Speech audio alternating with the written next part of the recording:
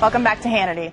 The New York Times has done it again. This time the paper of record is coming under fire for their investigation into the Benghazi terrorist attack that left 4 Americans dead.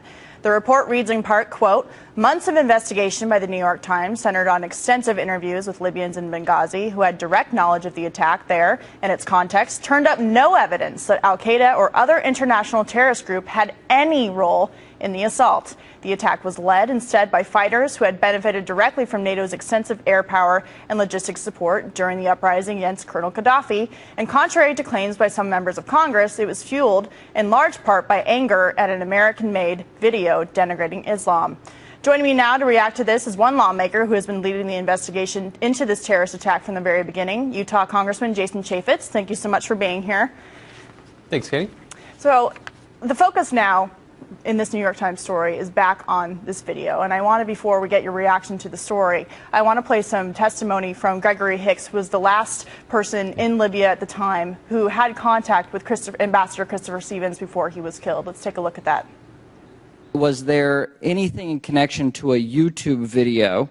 Was there any awareness that it was the events occurred because of a YouTube video? The YouTube video was a non-event in Libya. Okay. And did you know about that within a couple days or the day of? Yes. Okay.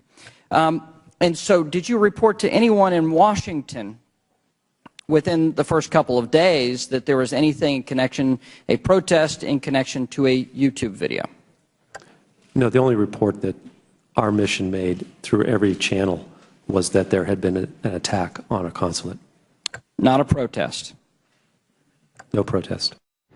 So, Congressman, based on the testimony by Mr. Hicks, who has received retaliation for bravely telling us what happened in Benghazi, and the information that your committee has come up with, is there any credibility to say that al-Qaeda had nothing to do with this attack?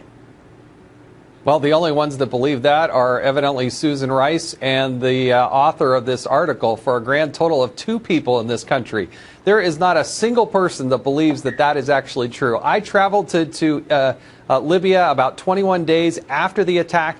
The entire time I was there in Tripoli, there's not a single person that brought up the video because it was a non-event. It didn't happen. There was no spontaneous, a demonstration that they talk about. I've talked to General Ham, the 4-star general who was in charge of AFRICOM. There was no mention of the video whatsoever. The Accountability Review Board had 90 days with unfettered access to all the witnesses, documents, information. They conclusively said the video had nothing to do with this. You have the chairman of the Intelligence Committee, Mike Rogers. You have Adam Schiff, a Democrat from the committee, saying, yes, al-Qaeda was actually involved in this. And by the way, the video has nothing to do with this. So there is just a mountain of evidence that suggests it was a terrorist attack. In fact, as my counterpart, Trey Gowdy, a congressman from South Carolina, has just been tenacious on this. As he pointed out in a hearing, on September 12th, the internal email within the State Department said that it was Ansar al-Sharia, they believed, as the perpetrators of this terrorist attack. So I could go on for another, but we only have an hour in this program. So right. The mountain of evidence says no.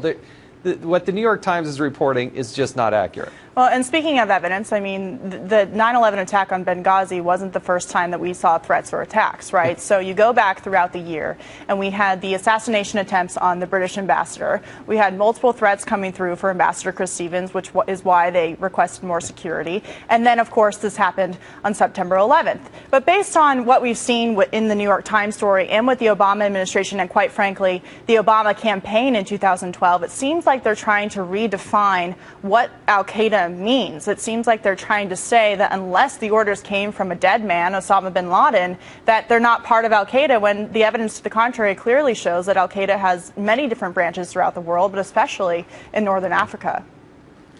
The reality is the American facility in Benghazi was attacked in April of 2012. Literally 2 months to the day later, our facility again was bombed. They breached the wall. 5 days after that, the British ambassador assassination attempt, the attack on the Red Cross. You have over 300 documented attacks on Western targets and acts of violence there in Libya. The request for more help never came. In fact, they diminished the security profile. You fast forward to Barack Obama campaigning for the presidency of the United States, saying that al-Qaeda's on the run. And yet days later, 5 days later, I believe it was, we had this attack on our facility, and ever since then, it has been this administration's #1 priority, as best I can tell, to deceive the American people on what really happened. They have not been open and transparent. We have not gotten to the truth. We have yet to hear from a witness in a public setting who was there on the ground in Benghazi talk about what happened. And this, I know the Democrats want this to go away. I know they want to peg it as a phony story. But we got 4 dead Americans, and we are going to get to the truth. Well, speaking of getting to the truth and priorities, we haven't seen the arrest or the men who carried out this attack brought to justice. Is the administration really prioritizing that? It sure doesn't seem like they are. Well, remember, it took our FBI almost 18 days to get to the scene of this attack. And there hasn't been much evidence that the FBI has been pursuing this with the tenacity that they say did the Boston bombers or somebody else. Nobody's been brought to justice. Nobody's been killed. Nobody's been captured to this point. It's more than a year after. And when you have the Secretary of State, Hillary Clinton herself, 5 months after the attack, testify to Congress, what difference does it make?